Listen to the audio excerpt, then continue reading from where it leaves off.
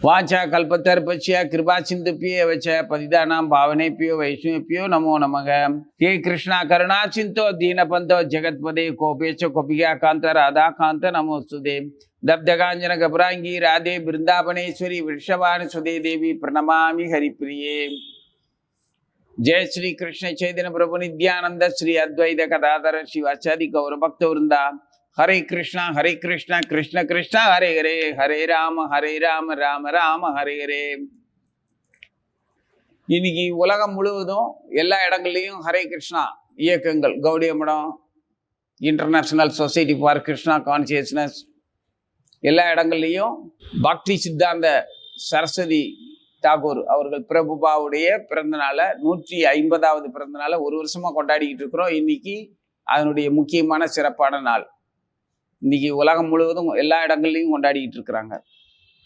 இதுல நம்ம குரு மகாராஜ், என்னுடைய ஆன்மீக தந்தை பக்தி பிரமோத் பூரி கோஸ்வாமி மகாராஜ் அவருடைய ஆசான், அவருடைய ஆன்மீக தந்தை பக்தி சித்தாந்த சரஸ்வதி கோஸ்வாமி மகாராஜ், இந்த பிரபுபான்னு செல்லமா அழைக்கப்படுறவர். இந்த பிரபுபாதாங்கிற பட்டத்தை பக்தி சித்தாந்த சரஸ்வதி மகாராஜுக்கு எல்லா வைஷ்ணவ ஆச்சாரியர்களும் எல்லா சம்பிரதாய ஆச்சாரியர்களும் சேர்ந்து கொடுத்த ஒரு பட்டம். அதே இது பக்தி வேதாந்த சுவாமி மகாராஜ் அவர்களுக்கு இதே பிரபுபாதா அப்படிங்கிற அந்த பட்டத்தை அவருடைய சீடர்களால் அன்போட வழங்கப்பட்ட பட்டம்.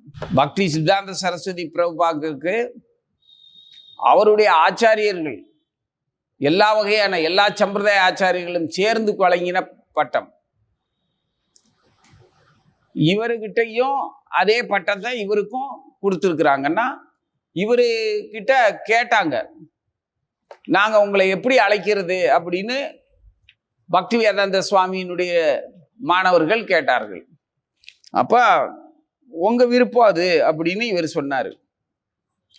அப்போ மாணவர்கள் எல்லாரும், உங்களுடைய குருவை நீங்க எப்படி வணங்குவீங்க, என்ன சொல்லி அழைப்பீங்க அப்படின்னு கேட்டப்போ, பிரபுபாதா அப்படின்னு நாங்க சொல்லுவோம் அப்படின்னாரு. பிரபு கிருஷ்ணருடைய திருவடி சம்பந்தப்பட்டவர், பகவானுடைய பாதம் அப்படிங்கிற அர்த்தத்துல நாங்க பிரபுபாதான்னு சொல்லுவோம். பிரபுடைய பாதத்துல இவரை சரணடைஞ்சா பிரபு கிருஷ்ணராகிய புருஷோத்தமராகிய பகவானிடம் அவருடைய பாதத்துல நம்ம சரணடைஞ்சதா அர்த்தம். அவருடைய பாதமே இவர் தான் அப்படிங்கிற மாதிரி என்னோட குருவை நாங்க சொல்லுவோம் அப்படின்னா, அதே மாதிரியே நாங்களும் உங்களை அழைக்கலாமா அப்படின்னு கேட்டதுக்கு, அது உங்க விருப்பம்னு சரின்னு சொல்லிட்டார். அதனால சீடர்கள் எல்லாம் சேர்ந்து பக்தி வேதாந்த சுவாமியை பிரபுபாதான்னு சொல்லி வழங்குறாங்க. இதுல யாருக்கும் எந்த ஆட்சேபனையும் இல்லை. எல்லாரும் மகிழ்ச்சியோட பக்தி வேதாந்த சுவாமி மகாராஜ, அபய சரணாரவிந்த பக்தி வேதாந்த சுவாமி மகாராஜ பிரபுபாதான்னு அழைக்க அழைக்க உண்மையிலேயே கிருஷ்ணருடைய பாதத்துல நாம அடைக்கலம் ஆகிட்டு தான் இருக்கிறோம். எல்லா வகையான மக்களும், எல்லா விதமான மக்களும்னா எல்லா தேசத்தை சேர்ந்த மக்களும், தேவாதி தேவர்களும், மிலேச்சர்களும், அசுர குணம் உள்ளவர்களும், நாத்திகர்களும் கூட திருந்தி பக்தி வேதாந்த சுவாமி மகாராஜ பிரபா அப்படின்னு ஏற்றுக்கொண்டு அவருடைய பாதத்துல சரணடையும் போது பகவான் ஸ்ரீ கிருஷ்ணனுடைய பாதத்துல சரணடைகிறாங்க. அதனால பக்தி வேதாந்த சுவாமி மகாராஜ் பிரபுபாதாங்கிறது அவருக்கும் பொருந்தும். அதுல எல்லாருக்குமே முழு ஆனந்தம்தான். இப்போ பக்தி சித்தாந்த சரஸ்வதி மகாராஜ் அப்படிங்கிற அந்த பக்தி வினோத் தாகூர் அவருடைய 8வது குழந்தை விமல பிரசாத் அப்படிங்கிற ஜெகநாத்புரியில தோன்றினவர். அவருக்கு பேரு விமல் பிரசாத்னு வச்சிருந்தாங்க. விமலன்னா குற்றம் இல்லாத இறைவனின் பிரசாதம், தூய்மையானவர், எந்த ஒரு பௌதிக மலங்களும் அவரை தொடாது, ஆசாபாசங்கள் பௌதிக இயற்கை குணங்கள் எதுவுமே அவரை தொடாது அப்படிங்கிறது விமலன் அப்படின்னு, தூய்மையானவன். அந்த மாதிரியான அழுக்குகள், பௌதிக அழுக்குகள் எதுவுமே அவனை எப்படி இங்க நம்ம ஜடகோபன்னு சொல்றோமோ, மாறன் ஜடகோப நம்பி அப்படின்னு சொல்றோம் தமிழ்ல, இந்த சடமான வாயு உலகியல் விஷயங்கள், தேக சம்பந்தப்பட்ட விஷயங்கள் எதுவுமே அந்த ஜீவனை பற்றி கொள்ளாது அந்த ஜீவன் தன்னுடைய பௌதிக இயல்புகளை அந்த ஜீவனும் பற்றி கொள்ள மாட்டான், கை கொள்ள மாட்டான். அப்படிங்கிற அர்த்தத்துல ஜடகோபன், ஜடத்தை வெறுத்தவன், கோபித்து கொண்டவன், விலகியவன் அப்படிங்கிற அர்த்தத்துல மாறன் ஜடகோபன் நம்பி வெற்றி பெற்றவன் அப்படிங்கிற அர்த்தத்துல நம்ம சொல்றோம். அதே மாதிரி அவருக்கு ஜெகநாத்புரியில பக்தி வினோத் தாகூர், நம்ம ஜெகநாதர் கோவில் இருக்கிற அந்த தெருவு மாட வீதி ரத வீதியிலேயே பக்தி வினோத் தாகூருடைய வீடு இருக்கு. இன்னைக்கும் போய் பார்க்கலாம். அந்த வீட்டில் 8வது குழந்தையா விமல பிரசாத் இவர் தோன்றுகிறார். இந்த குழந்தையா இருக்கும்போது குழந்தை பிறந்து ஒரு 2-3 மாசம் 4-5 மாசத்துலயே ஜெகநாதர் தேரோட்டம் நடக்குது.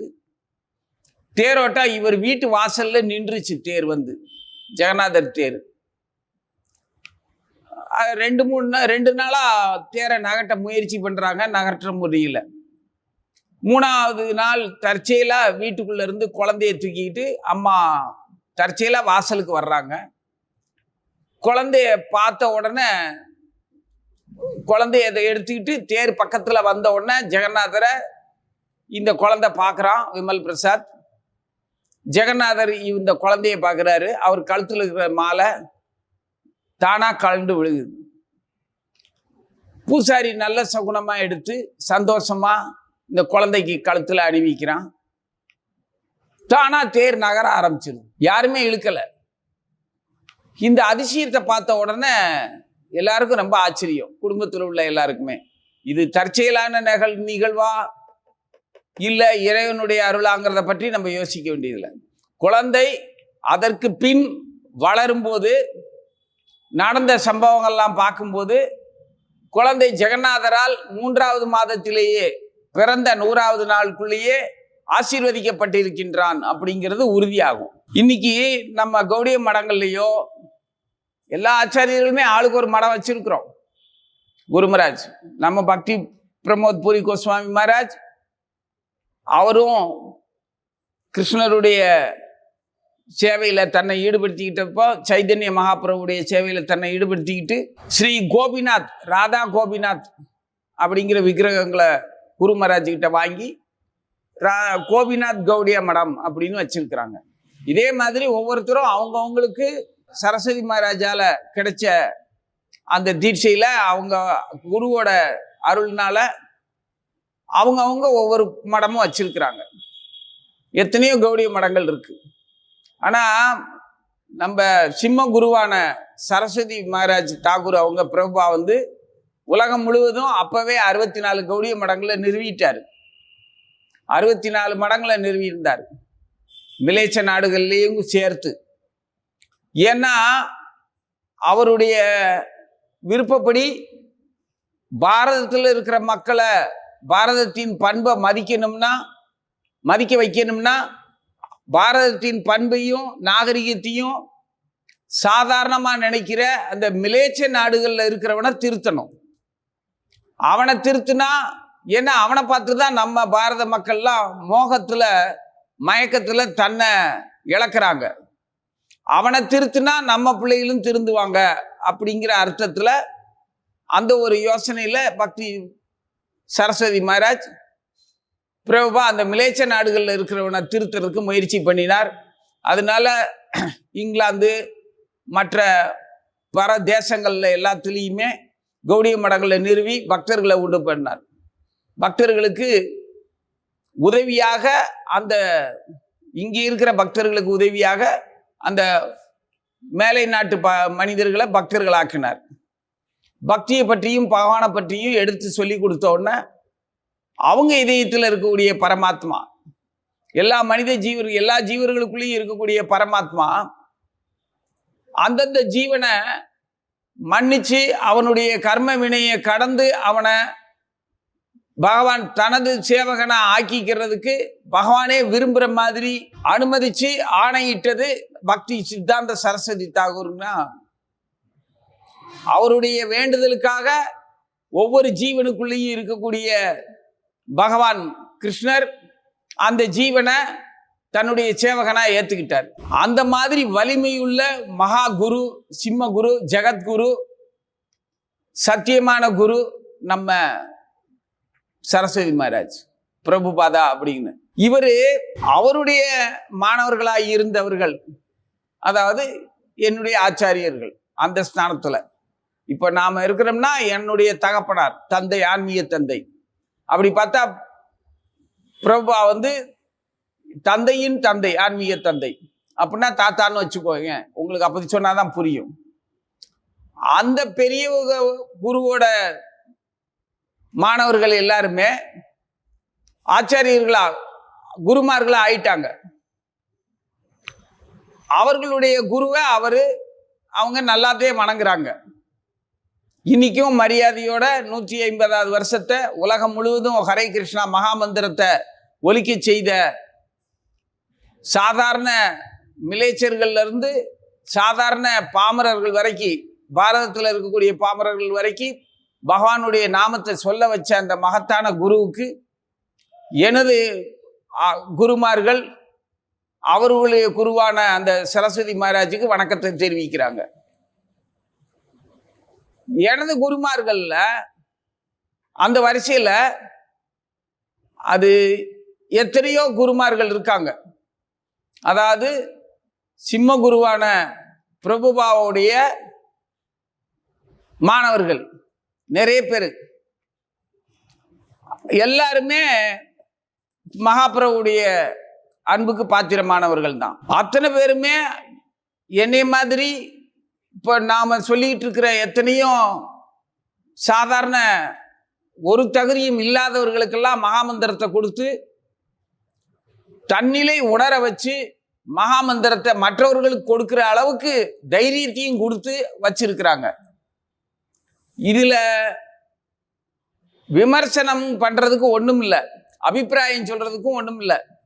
ஆனாலும் ஒரு சின்ன ஒரு நெருடல்னு அது எப்படி சொல்றது, கொஞ்சம் மனக்கவலை. இதை அந்த பக்தி சித்தாந்த சரஸ்வதி பிரபுபா தான் தீர்த்து வைக்கணும்.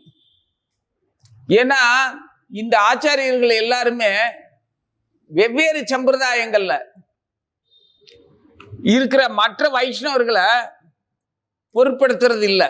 தன்னுடைய அதே சைதன்ய மகாபிரபு அதே தன்னுடைய சம்பிரதாயத்தில் இருக்கிறவங்கள கூட, கௌடிய வைஷ்ணவ சம்பிரதாயத்தில் இருக்கிறவங்கள கூட ஒவ்வொரு குருகிட்டையும் வெவ்வேறு விதமா இருக்கிறாங்க. International society for Krishna consciousness அப்படிங்கிறதுக்குள்ள உலகின் எல்லா நாட்டுக்காரங்களும் மகா மந்திரத்துக்கு வழங்கக்கூடிய அதிகாரியா ஆயிருக்கிறாங்க. அதுக்கு காரணம் பக்தி சித்தாந்த சரஸ்வதி மகாராஜ் தான். அவங்களுடைய குருவை வணங்குற மாதிரி அந்த குருவோட குருவான பக்தி சித்தாந்த சரஸ்வதி மகாராஜ வணங்குறது உரிமை பாராட்டி வணங்குறாங்க. உரிமைனா எங்களுக்கு மட்டும்தான் அப்படிங்கிற அந்த உரிமை, தனி உரிமை கொண்டாடி. சூரியனை எப்படி நம்ம வீட்டுக்குள்ள வர்ற சூரியனை, வீட்டு முற்றத்துல வந்திருக்கிற சூரியனுடைய ஒளிய, அதனுடைய வெப்பத்தை நாம மட்டுமே பயன்படுத்திக்கிற மாதிரி புழங்கலாம், தப்பில்லை. அதே சமயத்துல அது அடுத்தவங்க வாசலுக்கு அந்த வெளிச்சம் போறத, அது உண்மையிலேயே அந்த கதிரவனுடைய ஆற்றல் அங்க இல்லை, என் முற்றத்துல மட்டும்தான் தூய்மையான கதிரவன் ஆற்றல் இருக்கு அப்படின்னு சொல்றது குழந்தைத்தனம் இல்லையா? அந்த வேறுபாடை பார்க்கும்போது அப்படி ஒரு மனப்பான்மை எப்படி வந்தது மகாமந்திரம் சொல்றவங்களுக்கு அப்படின்னு பார்த்தா, அது நம்ம சரஸ்வதி மகாராஜை பற்றி சரியா தெரிஞ்சுக்காம இருக்கிறது. தெரிஞ்சுக்காம இருக்கிறாங்களா இல்லை தெரிய வைக்கலையா அப்படிங்கிறது தெரியல. ஏன்னா எந்த ஒரு செயலுக்குமே வைராக்கியத்தையும் மன உறுதியவும் அது பூர்த்தி ஆகிற வரைக்கும் முனைப்பு கொஞ்சம் கூட குறையாமலும் இருந்தவர் பக்தி சித்தாந்த சரஸ்வதி தாகூர். விமல பிரசாத்தா 7 வயது இருக்கும்போதே அவர் பகவத்கீதை 400 சுலோகங்களையும் மனப்பாடம் பண்ணிட்டார். வெறுமன மனப்பாடம் பண்ணி ஒப்பிக்கிறது மட்டும் கிடையாது, அதோட பொருள் தெரிஞ்சு பேசவும் விளக்கம் கொடுக்கவும் நடந்துக்கவும் அதுல சொல்லி இருக்கிறபடி வாழ்நாள்ல கடைபிடிக்கவும் 7 வயசு சிறுவனா இருக்கும் போதே பயன்படுத்தினவர். அந்த சுலோகங்களை கிருஷ்ணர் இவ்வாறு சொல்லி இருக்கிறார் அப்படின்னு 7 வயது பையனா இருக்கும் போதே தன்னுடைய நடைமுறை வாழ்க்கையில கிருஷ்ணர் இப்படி சொல்லி இருக்கிறாருன்னு அப்பா அம்மா கிட்டேயே பேசுறவர். அதனாலதான் இவன் சரஸ்வதி அப்படிங்கிற பட்டத்தை விமல பிரசாத்துக்கு அவங்க அப்பா பக்தி வினோத் தாகூர் கொடுத்தது. தன்னுடைய 7வது வயசுல அவன் அப்படி நடந்துகிட்டான்னா நரசிம்ம மந்திரம் முழுவதுமே சொல்லுவார் அப்போ. அப்படிங்கிறது ஒரு சிறப்பு. அதுக்குள்ள 9 வயசுக்குள்ள சைதன்ய சிக்ஷாமிர்தம் முழுவதும், சைதன்ய சரிதம் முழுவதுமே கேட்டுட்டு உணர்ந்துகிட்டாரு 9 வயது சிறுவனா இருக்கும்போது. அப்போ அவங்க பக்தி வினோத் தாகூர் அவர் கேதார்நாத் அவங்க வீட்டு பக்கத்துல வேற ஒரு பஜனை குடியில் கோயில் கட்டுறதுக்கு கட்டுமானம் வேலை நடக்கும்போது பூமியிலிருந்து கூர்மா அவதார விக்கிரகம் ஒன்று கிடைச்சிருக்கு. அதை பிரதிஷ்டை பண்ணி கோவிலா ஆக்கணும் அப்படின்னு அவங்க அப்பா விரும்பும்போது இந்த சிறுவனான விமல் பிரசாத் அந்த விக்கிரகத்தை பூஜிக்கக்கூடிய பூஜாரியா அவங்க அப்பாவாலேயே ஆசீர்வதிக்கப்பட்டு அந்த விக்கிரகம் அவனுக்கு கொடுத்துருக்குறாங்க. இதெல்லாம் எவ்வளோ பெரிய சாதாரணமா குழந்தைக்கு விளையாட்டு பொருள் மாதிரி கொடுக்கல. இந்த பையனுடைய அறிவும் ஆழ்ந்த புலமையும் தூய பக்தியும் ஒரு குற்றங்குறை கண்டுபிடிக்க முடியாத அந்த ஒரு உயர்ந்த தன்மையை அவங்க அப்பா உணர்ந்துதான் தான் பிள்ளைகிட்ட அதை கொடுத்துருக்கிறாரு. அதுக்கடுத்து தன்னுடைய 12வது வயசுலயே அப்பாவுடைய நடத்தின ஒரு பத்திரிகை, அந்த பத்திரிகையில தவறுகளை திருத்துறது, வாக்கியங்களை சரிபார்க்கறது, பக்கங்களை சரிபார்க்கிற வேலையை இறங்கிட்டார் 12வது வயசு பையனா இருக்கும்போது. ப்ரூஃப் ரீடர் அந்த மாதிரி அப்பாவுடைய பத்திரிகையில் இருந்தவர். கல்கத்தாவில் உயர்கல்வி 13 வயசுக்கு மேல. இப்படி 18வது வயசுல சம்ஸ்கிருத பாடசாலையில சேர்ந்திருக்கிறாரு. அவருடைய ஒவ்வொரு வயதும் ஒரு குறிப்பிட்ட ஒரு மகத்தான செயலை, சாதனையா எந்த பருவத்திலையும் யாரும் செய்ய முடியாத சாதனை. அந்தந்த பருவத்துக்கான தேக அபிப்பிராயத்துல எதேதோ வித்தியாசமான விபரீதமான எண்ணங்களுக்கும் இந்த உலகியல பார்க்குற விதங்கள்ல திகைப்போ அல்லது வெறுப்போ அல்லது ஆசையோ ஏதோ ஒன்று அடையிற ஜீவர்கள் தான் நம்ம எல்லாருமே. காலங்காலமா அப்படித்தான். ஆனா இவர் எதை கண்டும் திகைத்ததில்லை, வெறுத்ததில்லை, விரும்பினதில்லை. எல்லாமே ஏற்கனவே பழகின மாதிரியும் பார்த்த மாதிரியுமே பார்த்துட்டு அதுல தேவையானதை மட்டுமே, தனக்கு உகந்ததை, தன் மனதுக்கு பிடிச்சதை மட்டுமே, அதிகாரப்பூர்வமான வேத இலக்கியங்களை சொல்லப்பட்ட விஷயங்களை மட்டுமே அந்த கருத்தின்படியே அவர் இயல்பாவே நடந்துகிட்டாரு, வாங்கிக்கிட்டாரு, எழுதினாரு, படிச்சாரு. இதெல்லாம் அவர் 3 மாத பிள்ளையா இருக்கும் போதே ஜெகநாதர் ஆசீர்வதிச்சாருங்கிறத நிரூபிக்கும். கடந்ததுல இப்படி ஒரு ஆசீர்வாதம் கிடைச்சதுன்னா தேர் இவங்க வீட்டு வாசல்ல இருந்து இவர் கழுத்துல மாலையை போட்டது ஜெகநாதர் தான் அப்படிங்கிறது உறுதியா தெரியும். அதனால ஜெகநாதர் ஆசீர்வதிச்சதுனால இப்படி இருக்காருன்னு நம்புற அளவுக்கு தூய்மை நம்ம கிட்ட கிடையாது. என்ன தூய்மை, பக்தியும் கிடையாது, புத்தியும் கிடையாது. ஆனா அதுக்கு அடுத்து இப்படியெல்லாம் ஒரு பையன் இருந்திருக்கிறான்னா கண்டிப்பா ஜெகநாதருடைய ஆசீர்வாதம் அப்பவே 3 மாசத்துலயே கிடைச்சிருக்கு அப்படிங்கிறதும் உண்மை. ஒரு நல்ல தகப்பன் கிடைச்சது முன்னாடி. ஏன்னா பக்தி வினோத் தாகூருடைய குணமே தனக்கு தன்னுடைய சைதன்ய மகாபிரபுடைய பக்தியை பரப்புறதுக்கு தன் புத்திரர்கள் யாராவது ஒருத்தர் இப்படி ஒரு புத்திரன் நமக்கு கிடைக்க மாட்டானா, அவனால இந்த நம்மளால செய்ய முடியாததெல்லாம் அந்த பையன் செய்யற மாதிரி கிடைக்க கூடாதா அப்படின்னு அவர் கிருஷ்ணர்கிட்ட வேண்டிக்கிட்டு இருந்தது நிரூபணம் ஆயிடுச்சு, உறுதியாயிருச்சு. அப்போ கிருஷ்ணரால வழங்கப்பட்டவருங்கிறதும் அவங்க அப்பாவாலே தான் காரணம்.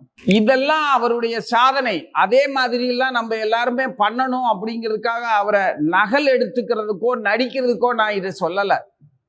அதே மாதிரி மற்ற குருமார்களுடைய, மற்ற சரஸ்வதி மகாராஜனுடைய மாணவர்கள்ல ஆன்மீக சகோதரர்களா இருக்கக்கூடிய எந்த ஒரு ஆச்சாரியனுடைய தன்மையும் கூட்டி குறைச்சி சொல்றதுக்கும் சொல்லலை. அதெல்லாம் விமர்சனத்துக்கெல்லாம் நம்மளால சொல்ல முடியாது.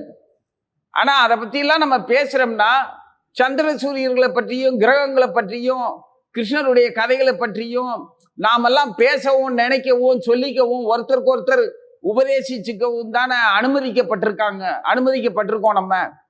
அது அந்த குருமார்களால் தானே நமக்கு அந்த ஆசீர்வாதம் கிடைச்சிருக்கு. அதனால தைரியமா பேசுறமே தவிர நம்ம சொந்த தகுதியில பேசல. இப்ப நாம உணர வேண்டியது என்னன்னா, இந்த ஆன்மீக சகோதரர்கள் நமக்குள்ளேயும் சரி, நமது ஆன்மீக தந்தைகளா இருக்கக்கூடிய அந்த ஆன்மீக சகோதரர்களுக்குள்ளேயும் சரி, தெரிஞ்சுக்க வேண்டியது என்னன்னா, இவர் சின்ன வயசுலயே வேத இலக்கியங்களை பூராத்தையும் கத்துக்கிட்டாரு, பக்தி பண்ணினாரு அப்படிங்கிற சாதனையெல்லாம் பெருசுபடுத்துறதுக்காகல. அதெல்லாம் அவருடைய இயற்கை, கிருஷ்ணனுடைய அம்சம், பகவானுடைய சரஸ்வதியினுடைய அருளாட்சி, அவங்க தகப்பனருடைய ஆசீர்வாதம், ஜெகநாதருடைய ஆசீர்வாதம். அவரால் இறைவனால் தேர்ந்தெடுக்கப்பட்டவர் பக்தி சித்தாந்த சரஸ்வதி பிரபுபா தாகூர். அதனால அதை பற்றி சொல்ல வேண்டியது ஒண்ணும் இல்லை. அவர் வாழ்ந்து காட்டினதுல முக்கியமான ஒரு விஷயம், வாழ்நாள் முழுவதிலுமே எந்த ஒரு செயலுக்கும் முன்னால வேற எந்த ஒரு அபிப்பிராயமும் இல்லாம, எந்த சங்கல்பமும் இல்லாம, திட்டத்தை பற்றிய நோக்கம் மட்டுமே உறுதியா வச்சுக்கிட்டு, அதுக்கான காரண காரியங்களையும் காலத்தையும் பற்றி கூட பொருட்படுத்தாம, ஒரு நாளைக்கு 192 மாலை நம்ம இப்ப பண்றமே, 108 மணிகள் கொண்ட ஒரு மாலை, ஹரே கிருஷ்ணா ஹரே கிருஷ்ணா கிருஷ்ண கிருஷ்ணா ஹரே ஹரே ஹரே ராம ராம ராம ஹரே ஹரேன்னு ஒரு மணி. இதே மாதிரி 108 மணி செய்யறது ஒரு மாலைன்னு சொல்றோம். இவர் 192 மாலை பண்ணுவார். எந்த ஒரு செயலுக்கும் முன்னாடி இவ்வளவு நாமத்தை நான் சொல்லுவேன்னு முடிவு பண்ணிக்குவார். அதை தவிர வேற ஒண்ணுமே பண்ணல. நம்மள மாதிரி வியாக்கியானம் பேசிக்கிட்டு, ஒருத்தருக்கு ஒருத்தர் உபதேசம் பண்ணிக்கிட்டு, தன்னை பற்றிய அபிப்பிராயத்திலையும் மற்றவங்களை பற்றிய அபிப்பிராயங்களையும் விமர்சனம் பண்ணிக்கிட்டு, ஓங்குரு ஏங்குரு அப்படின்னு சொல்லிட்டு இருக்கிறது, அப்புறம் பிரம்மாண்டமான கோவிலை கட்டுறது, புத்தகங்களை அச்சடிக்கிறது, விநியோகம் பண்றது, பிரபுபாவுடைய பக்தி வேதாந்த சுவாமி மகாராஜுடைய புத்தகங்களையும் அவருடைய பேச்சுக்களையும் அச்சேற்றி அல்லது பதிவு பண்ணி எல்லா இடங்களையும் விற்பனை பண்றது, இப்படியெல்லாம் நிறைய சேவை செய்கிறோம். அந்த சேவைகளால முழுமையான பூரணத்துவத்தை, நாத்திகத்தையோ அல்லது மிலேச்ச நாகரிகத்தையோ, பண்பற்ற குடும்ப பாங்கு, கணவன் மனைவி குழந்தைங்க அப்படிங்கிற பண்பு இல்லாத ஒரு குடும்ப பாங்கையோ ஒழிக்க முடியல. புத்தக விற்பனையும் கோயில் கட்டுமானங்களையும் பார்க்கிறோம். நமக்குள்ளேயே சலனம் இல்லாத விமலன ஆக முடியல. விமல பிரசாத்தினுடைய ஆசீர்வாதத்தினால நாமளும் விமலன ஆக முடியல. ஒவ்வொருத்தரும் நெஞ்சை தொட்டு பார்க்கணும்.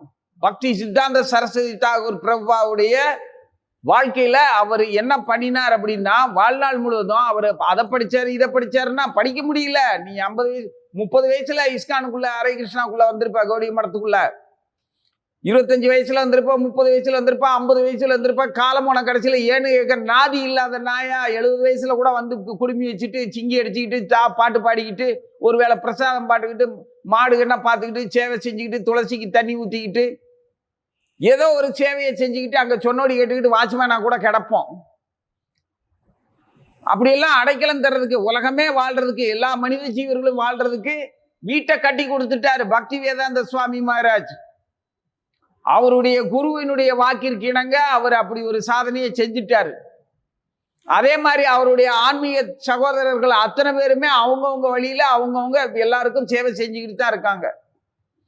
இதுல அந்த ஒவ்வொரு மடத்துக்குள்ளேயும் முதியவர்கள் ஆனதுக்கு அப்புறம் உடல் தேகத்துல வந்து மனிதன் வசிக்கிறப்போ அவனுடைய அபிப்பிராயமும் எண்ணங்களும், தன்னை பற்றிய அபிப்பிராயமும் எண்ணங்களும் விமர்சனங்களும், அவனுடைய ஆவல்களும் அவனுடைய திட்டங்களும் வேற மாதிரி இருக்கும், ஜடம் சார்ந்ததா இருக்கும். அதே தேகத்தை விட்டுட்டு அந்த ஜீவன் போனதுக்கு அப்புறம் அவனுடைய ஆவலும் அவனுடைய திட்டமும் அவனுடைய எதிர்பார்ப்பும் அவனுடைய அபிப்பிராயமும் வேற மாதிரி இருக்கும். அப்ப தேகத்துல வசிக்கும் போது அவனுடைய எண்ணங்கள் வேற, தேகத்தை விட்டுட்டு போனதுக்கு அப்புறம் அவனுடைய எண்ணங்கள் வேற. அந்த தேகத்தை விட்டுட்டு போனதுக்கு அப்புறம் அவன் தெரிஞ்சுக்கிறது எல்லாம் சத்தியம். தேகத்துல இருக்கும்போது அவன் தெரிஞ்சுக்கிட்டது அத்தனையுமே அசத்தியம். தேகத்தை விட்டதுக்கு அப்புறம் அவன் தெரிஞ்சதை கடைபிடிக்கணும்னா அவனுக்கு தேகம் வேணும். தேகத்துல இருக்கும்போது அவன் அந்த சத்தியத்தை உணரவே முடியாது. அப்புறம் எப்படி கடைபிடிப்பான்? அப்போ கண்டவர் விண்டதில்லை, விண்டவர் கண்டதில்லை. தேகத்தை விட்டதுக்கு அப்புறம் அவனுக்கு தெரிஞ்ச உண்மையை வாழ முடியாது. தேகத்துல இருக்கும் போதே அந்த உண்மையை தெரிஞ்சுக்க முடியாது.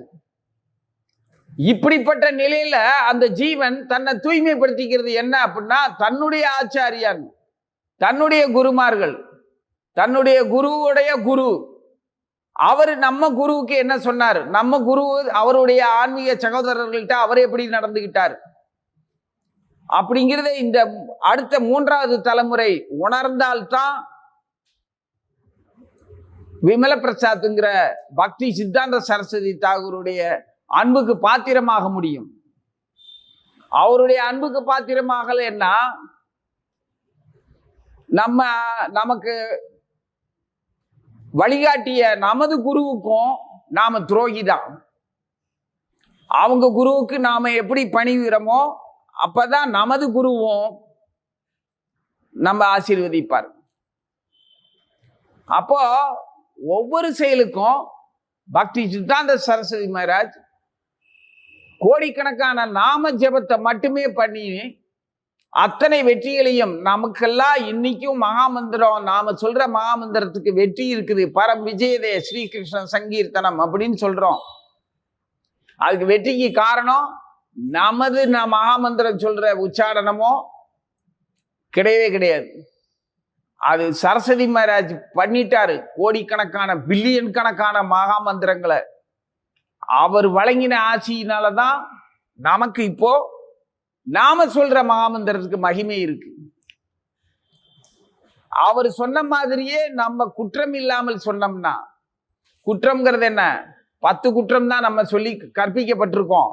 10க்கு மேல பல்லாயிரம் குற்றங்கள் இருக்கு. எத்தனையோ அபிலாஷைகள், நியமனங்கள் எதுவுமே இல்லைன்னு சொன்னதுக்கு காரணம், மகாமந்திரத்தை சொல்றதுக்கு உனக்கு எந்த நியமனமும் கிடையாதுன்னு சொன்னது காரணம், ஏதாவது ஒரு நியமனங்கள், ஒரு சம்பிரதாயத்தை, ஒரு சட்டத்தை, ஒரு சடங்கு மாதிரி வச்சுக்கிட்டு இப்படித்தான் சொல்லணும் அப்படித்தான் சொல்லணும்னு அபிப்பிராயங்களை வச்சுக்கிட்டு சொல்லாம விட்டு தொலைஞ்சிடக்கூடாதுங்கிறதுக்காக எந்த நியமனம் வேணான்னு சொல்லுன்னு சொல்லியிருக்கு. அது எடை சுத்தியோ, நான் சாப்பிட்டேன் தூக்கம் வருது, இந்த இடம் சரியில்லை, காலை நேரம் சரியில்லை, அப்படி இப்படின்னெல்லாம் பேசாம இருக்கணுங்கிறதுக்காக அப்படி சொல்லப்பட்டிருக்கு. ஆனா உண்மையில மனசுல பல்வேறு அபிப்பிராயங்கள், என்ன அலைகள் எதுவுமே இல்லாம கிருஷ்ணரை மட்டுமே நினைச்சுக்கிட்டு மகாமந்திரத்தை சொல்லணும், அல்லது குருவை மட்டுமே நினைச்சுக்கிட்டு சொல்லணும். குரு அவங்க சொல்லியிருக்காங்க, சொல்றேன், அதை தவிர வேற எந்த அபிப்பிராயமும் இருக்கக்கூடாது. அப்படி குற்றம் இல்லாம மகாமந்திரத்தை சொன்னோம்னா அது பக்தி சித்தாந்த சரஸ்வதி மகாராஜுக்கு நம்ம கொடுக்குற காணிக்கை. அந்த மகாமந்திரத்தை அவர் கேட்டுட்டு அவர் பில்லியன் கணக்கான மகாமந்திரம் சொன்னதுல இருந்து அருளை எடுத்து நமக்கு வழங்குவார். பக்தி சித்தாந்த சரஸ்வதி தாகூருடைய பிரபாவுடைய பிறந்த நாளுக்கு நம்ம எடுத்துக்கிற சூளுரை வாழ்நாள் முழுவதும் அவரை மாதிரியே 3 வயசுலையும் 5 வயசுலையும் 7 வயசுலையும் 10 வயசுலையும் 12 வயசுலையும் 21 வயசுலையும் வாலிபம், அந்த யவனத்துக்கு தகுந்த மாதிரி, பாலியத்துக்கு தகுந்த மாதிரி எனக்கு புத்தியும் இல்லை, பொழப்பும் இல்லை, சக்தியும் இல்லை. 7 வயசாயிருச்சு. எத்தனையோ கர்மா மூட்டைகளை சுமந்துக்கிட்டு இருக்கேன். இன்னும் எத்தனையோ கர்மா மூட்டைகளை உருவாக்கி சுமக்கிறதுக்கு நான் சங்கல்பம் பண்ணி தயார் நிலையில இருக்கிறேன். இந்த மொத்த குப்பையும் கொளுத்தணும்னா என்ன பண்றது? மொத்த குப்பையும் கொளுத்துறதுக்கு தைரியமும் இல்லை, சுமக்கவும் முடியல, புதிய மூட்டைகளை உருவாக்காம இருக்கவும் முடியல. இந்த லட்சணத்துல விமர்சனம் வேற. என்ன பற்றி நான் யார் தெரியுமா, என்னோட குரு யார் தெரியுமா, அவன் என்ன பண்ணியிருக்கிறான் தெரியுமா, இப்படி எல்லாம் பல்வேறு விதமான அபிப்பிராயம். ஒண்ணுமே இல்லைங்கிறத ஏன்டா ஒருத்தனுமே ஒத்துக்கிறது இல்ல? உன்கிட்டயும் ஒண்ணுமே இல்லடா, உனக்கு ஏதோ ஒண்ணு கிடைச்சிருக்குது. விமல் பிரசாத்தை ஜெகநாதர் பூமிக்கு அனுப்பினதுனால சைதன்ய மகாபிரபு வந்துதான் நமக்கு கொடுத்தாரா?